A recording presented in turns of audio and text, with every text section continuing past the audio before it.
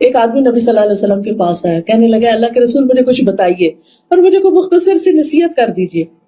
آپ نے فرمایا جب تم اپنی نماز کے لیے کھڑے ہو تو ایسی نماز پڑھو گے دنیا سے جا رہے. پھر ایک اور مرحلہ ہے اور وہ ہے اندر کے خیالات اور سوچوں کا. بہت سے لوگ اس پر پریشان ہوتے ہیں. اگر آپ اس طریقے پہ عمل کریں گے، سجدے والی جگہ پہ دیکھنا ذرا شروع کریں، آپ دیکھیں گے خیالات کم ہو جائیں گے. بہرحال ہر شخص کا اپنا اپنا حساب ہو سکتا ہے. مجھے اس سے بہت فائدہ ہوا ہے کیونکہ اللہ کے رسول صلی اللہ علیہ وسلم کی کوئی بات بھی حکمت سے خالی نہیں. تو خیالات دو طرح کے ہوتے ہیں، ایک ہوتا ہے خیالات کا آنا اور ایک ہوتا ہے خیالات کا لانا. آنے والوں کو تو آپ روک نہیں سکتے، پاسبل ہی نہیں. اور ایک ہوتا ہے خود انوائٹ کرنا، کسی کو بلانا، دعوت دینا. اس کو آپ بہرحال کنٹرول کر سکتے ہیں. اب جو بن بلائے آ جاتے ہیں ان کو آنے دیں، ان کو آپ اگنور کر دیں، کیونکہ ہمارا دماغ ایسی چیز ہے کہ جو کانسٹنٹلی کام کرتا ہے، وہ رکتا نہیں ہے. آپ سو رہے ہوں تب بھی وہ خوابیں دیکھتا رہتا ہے، آپ جاگ رہے ہوں، آپ کسی سے بات کر رہے ہوں تو ضروری نہیں کہ آپ کی پوری توجہ وہاں ہو. بہت دفعہ ایسا ہوتا ہے کہ بات کرتے ہوئے آپ کا دھیان وہاں بھی ہوتا ہے اور کہیں اور بھی ہوتا ہے. تو ان تمام چیزوں پر جو خیالات تو خود بخود آ رہے ہیں وہ آتے رہیں گے، اس کو نہیں آپ روک سکتے. مثلا کانوں کے اوپر تو آپ کیا کرتے ہیں، ہاتھ رکھ سکتے ہیں، آنکھوں کو بند کر سکتے ہیں، زبان بند کر سکتے ہیں، لیکن دماغ کے خیال کا کیا کریں؟ کوئی ڈھکنا نہیں دے سکتے، کوئی سوئچ نہیں آف کر سکتے. وہ تو خدا نخواستہ آف ہوا تو پھر تو گئے، آن نہیں ہو سکتا پھر. اب یہ بڑی مشکل ہے. اس لیے ان کے پیچھے نہ پڑیں، ان کو زیادہ سوچیں نہ، ان کو اہمیت نہ دیں، ان کو اپنے اوپر حاوی نہ ہونے دیں، ان کا تذکرہ نہ بہت زیادہ کریں. کہ کچھ لوگوں کو میں نے دیکھا وہ ہر ایک کو لے کے بیٹھ جاتے ہیں، میں کیا کروں، میرے تو خیال بہت آتے ہیں نماز میں. کسی کے پاس کوئی جادو کی چھڑی نہیں کہ جو ایک آپ کو لگائے گا اس وقت اور آئندہ آپ کے خیالات نہیں آئیں گے. اس لیے آپ ان کا تذکرہ زیادہ نہ کریں، just take it easy, normal لیں. تو ہوتا ہی ہے تو آئیں گے، لیکن یہ نہ کریں کہ کوئی ایک خیال آ گیا ہے تو پھر اس کے آگے اور سوچیں. مثلا اپنے کاموں کی پلاننگ وہاں کھڑے ہو کے شروع کر دیں. اور فرض نمازوں میں ایسا نہیں ہو سکتا، ایسا نہیں کیا جا سکتا. نفل میں اگر ہو جائے، جیسے حضرت عمر رضی اللہ تعالیٰ عنہ جو فوجوں کو ترتیب دینی ہوتی تھی تو نفل نماز شروع کر دیتے تھے. تو نوافل کی حد تک ٹھیک ہے لیکن فرض میں نہیں. پھر آپ دیکھیے کہ اگر آپ بدل بدل کے صورتیں پڑھیں گے، قرآن پاک کا کچھ حصہ ساتھ ساتھ یاد کرتے رہیں گے، تو آپ دیکھیں گے کہ اس سے بھی فرق پڑتا ہے. چینج سے یکسوئی آتی ہے. مثلا ایک جگہ آپ کھڑے ہیں یا ایک جگہ آپ کام کر رہے ہیں تو بعض اوقات آپ کام نہیں کر پاتے اور بار بار آپ کو خیالات تنگ کرتے ہیں. اپنی پڑھائی کے دوران بھی آپ نے دیکھا ہوگا، آپ تھوڑی سی پوزیشن چینج کر لیتے ہیں، جگہ بدل لیتے ہیں، اٹھ کے جا کے پانی پی کے آ جاتے ہیں، یہ کچھ تو اس سے پھر فرق پڑ جاتا ہے.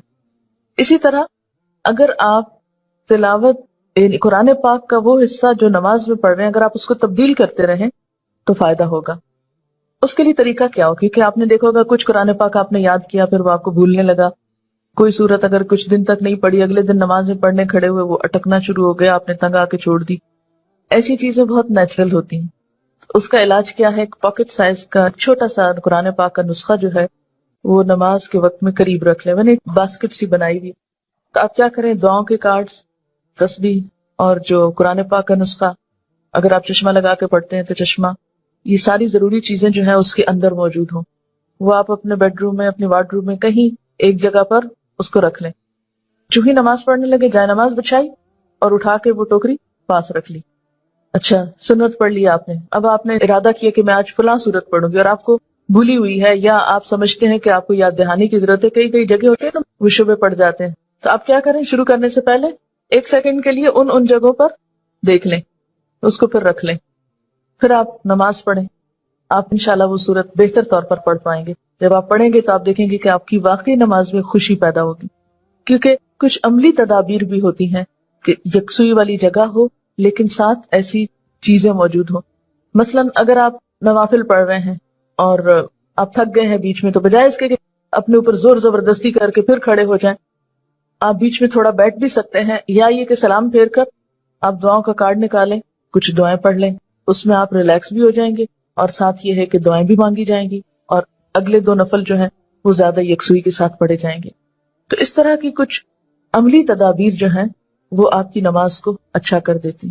اسی طرح اگر ماحول کو تھوڑا اور خوشگوار بنائیں، مثلا یہ کہ جائے نماز کے اوپر اگر آپ تھوڑا سا عطر لگا لیں، یا یہ کہ آپ اس کو جھاڑ پٹک کے رکھیں، کچھ عرصے بعد اس کو دھو لیں، صاف کر لیں، تو یہ جو پاکیزگی اور صفائی کے جو مرحلے ہیں نماز کے ساتھ، لباس کے علاوہ، جسم کے علاوہ جگہ کی صفائی، اس سے بھی نماز میں خشوع آتا ہے. کیونکہ اگر آپ ایسی جگہ پہ نماز پڑھیں جو اسمیلی ہے، یا جہاں گھٹن ہے، یا جہاں کوئی آکسیجن نہیں ہے، تو اس سے بھی کیا ہوگا کہ آپ کو ایک دم جمائیاں آنے لگیں گی، آپ کو نیند آنے لگے گی، آپ کے اندر ایک بیزاری کی کیفیت ہوگی. تو کن چیزوں سے پھر بچنا ہے؟ مثلا نمبر 1 ہلنا نہیں، نمبر 2 مختلف سمتوں میں جھکنا نہیں. کیسے؟ یعنی یہ نہیں کہ کبھی دائیں ٹانگ پہ کھڑے ہو جائیں، کبھی بائیں ٹانگ پہ کھڑے ہو جائیں، یہ نہیں کرنا. ٹھیک ہے، اگر شروع میں آپ کو بہت لمبی نماز کی عادت نہیں تو مختصر پڑھنا شروع کریں، لیکن ہلے بغیر. کپڑوں کو بار بار سمیٹیں نہیں، نہ ان کو جھاڑیں. ایسا دوپٹہ یا ایسا لباس نہیں پہنے کہ جو بار بار گرے اور بار بار آپ اس کو سمیٹنے میں مصروف ہوں. پھر اسی طرح جائے نماز کو درست طریقے پہ بچھائیں. یہ نہیں کہ نماز کے بیچ میں ہی آپ اسے ٹھیک کرنا شروع کر دیں. ایسی جائے نماز پہ کھڑے مت ہو کہ جو ہر دفعہ میں اکٹھی ہو جائے اور ہر دفعہ میں آپ اس کو سیدھا کر رہے ہیں. جس چیز پر آپ نماز پڑھتے ہیں اس کو بھی درست کرنے کی ضرورت ہے، وہ بھی مددگار ہے. اسی لیے آپ صلی اللہ علیہ وسلم نے نماز کے وقت سامنے نقش و نگار اور جائے نمازوں کے اوپر نقش و نگار اور ان چیزوں کو ناپسند کیا ہے، کیونکہ یہ بھی نماز میں خلل انداز ہوتے ہیں. پھر اسی طرح تن کے بھی نہیں کھڑے ہونا چاہیے، یعنی بہت اکڑ کے نہیں کھڑے ہوں، بلکہ نارمل نیچرل ریلیکس طریقے سے کھڑے ہوں. پھر اسی طرح نماز میں جمائیاں لینا اور لیتے چلے جانا نہیں، ان کو کنٹرول کریں. اسی طرح جلدی جلدی کرنا، کیونکہ خشوع کیا ہے؟ سکون. اور سکون میں کیا ہے کہ آپ جب قیام کریں تو ہلنا بند کر دے، رکوع کریں تو اتنی دیر رکوع کریں کہ جسم ہلنا بند کر دے، رکوع سے جب اٹھیں تو کھڑے ہو کر دوبارہ اتنا کھڑے ہوں کم از کم کہ آپ کا جسم ہلنا بند کر دے. پھر جب آپ سجدے میں جائیں ٹک جائیں اور اس وقت سر اٹھائیں جب تسبیحات پوری ہو چکی ہوں اور ہلنا بھی ختم ہو چکا. یہ نہیں کہ آپ ایک کانسٹنٹ موومنٹ میں کھڑے ہوئے تو رکوع میں ہلتے ہلتے پھر کھڑے ہو گئے، پھر سجدے میں ابھی ہلنا بند نہیں تو پھر کھڑے ہو گئے اور پھر واپس پلٹ گئے. یہ ماری ماری نماز جو ہے جلدی کی، اس سے قطعاً خشوع نہیں آتا. خشوع کے لیے آپ کو ٹھہر ٹھہر کر آہستہ نماز پڑھنی ہوگی. مسئلہ پیش آنے پر، مسئلہ نماز میں خشوع نہیں، مسئلہ پیش آ گئے، مسئلہ پیش آنے پر مسئلے کو پہچانے، اس کے اسباب جانے، یعنی مسئلے کو آئیڈینٹیفائی کریں. پہلے یہ ہے مسئلہ، خشوع نہیں آ رہا، پہچانے وجوہات کیا ہیں، کیوں نہیں آ رہا. ایک وجہ کہ جگہ ٹھیک نہیں، 2 وجہ کہ قرآن یاد نہیں، 3 وجہ کہ آس پاس شور ہے، وغیرہ وغیرہ وجوہات معلوم کر لیں. اور ایک ان سب وجوہات سے بڑی وجہ کہ نماز پڑھنے کا ٹھیک طریقہ ہی نہیں آتا، الفاظ کی ادائیگی درست نہیں نماز کی، تو وہ ہر وقت ایک گلٹ ہے اندر، پتہ نہیں ٹھیک پڑھ رہی ہوں کہ نہیں، پتہ نہیں ٹھیک پڑھ رہی ہوں کہ نہیں. یہ جب تک یہ گلٹ رہے گی نماز میں خوشی نہیں آئے گی. اس گلٹ کو دور کریں. اگر آپ کو مثلاً اتحیات پڑھنا نہیں آتا، دروشی پڑھنا نہیں آتا، سیکھ لیں کسی سے، بالکل شرم محسوس نہیں کریں، جتنا جلدی ہو سیکھ لیں. کیونکہ اگر درست علم ہوگا تو آپ دیکھیں گے کہ اس سے بھی آپ کو سکون آ جائے گا.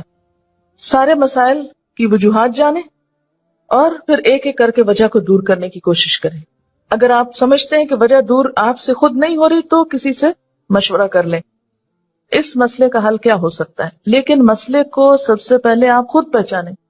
کبھی یہ نہ کہا کریں بار بار مجھے نہیں پتا کہ یہ کیوں ہے. نہیں، کیوں نہیں پتا، پتا ہونا چاہیے. اللہ نے آپ کو عقل دی، سمجھ دی، جاننے کی کوشش کریں. اور پھر اس کے بعد یہ ہے کہ اس کا حل کریں. اور اس معاملے میں بے صبری نہ کریں. بہت سے مسائل کے حل میں وقت لگتا ہے، اس وقت کو اویل کریں اور صبر کے ساتھ آہستہ آہستہ آپ دیکھیں گے کہ انشاءاللہ وہ مسئلہ حل ہوتا جائے گا. اور سب سے بڑی بات یہ کہ پھر اللہ تعالیٰ سے خوب خوب دعا کریں کہ اللہ تعالیٰ تو میری نماز میں خشوع دے دے، مجھے نماز کا شوق دے دے، مجھے نماز کی محبت دے دے، نماز کو میری آنکھوں کی ٹھنڈک بنا دے. اس طرح کی جو بھی دعائیں آپ کے دل میں آئیں، آپ دیکھیے کہ مانگنے کے لیے آپ کے اندر سے بات اٹھنی چاہیے نا. دعا کوئی مصنوعی چیز نہیں ہے کہ کوئی مانگ رہا تو آپ اس کو دیکھ کے آپ بھی شروع کر دیں. اس کی ضرورت آپ کو خود محسوس ہونی چاہیے کہ یہ چاہیے مجھ کو، یہ مانگنا ہے مجھے، اس کے بغیر میرا گزارا نہیں ہو رہا. تو جس طرح دنیا کی چیزوں کے لیے ہم تڑپ تڑپ کے مانگتے ہیں، اسی طرح دین کے لیے بھی، اپنی آخرت کے لیے بھی تڑپ تڑپ کے مانگنا سیکھیں. انشاءاللہ آپ دیکھیں گے کہ اللہ تعالیٰ کی رحمت بہت قریب ہے. ہوتا یہ کہ جب ہم نماز میں لطف اٹھاتے ہیں تو ایک نماز کا اچھا پڑھنا آئندہ کی نماز کے لیے خود بخود انتظار کی کیفیت پیدا کر دیتا ہے نا، کیونکہ آپ نے اس کو انجوائے کیا ہوتا ہے. اور اگر ایک نماز آپ نے خراب پڑھی تو اس کے بعد دل پہ بوجھ پڑتا ہے، اس بوجھ سے گلٹ آتی ہے، اور پھر انسان کہتا ہے کیا فائدہ، پتہ نہیں پچھلی کا کیا بنا، اب اگلی کیا پڑھوں. بس وہ ایک پھر ڈگمگانے کی اور کشمکش کی کیفیت پیدا ہو جاتی. تو ہر نماز اپنی جگہ اہم ہے، اور ہر نماز کے اندر ایسی کوشش ضروری ہے جو اگلی نماز کے لیے ایک تیاری بن جائے، یا ایک گراؤنڈ پریپئر کر دے، یا اس کے لیے ایک بنیاد بن جائے. حضرت علی رضی اللہ تعالیٰ عنہ فرماتے ہیں کہ دائیں بائیں التفات یعنی گوشہ چشم سے دیکھنے سے بچنا خشوع ہے. یعنی نماز میں کھڑے ہو کر دائیں بائیں نہیں دیکھنا، ادھر ادھر نہیں دیکھنا، اور آنکھوں کے کناروں سے بھی نہیں دیکھنا. جو اس سے بچ جائے گویا وہ خشوع کی حالت میں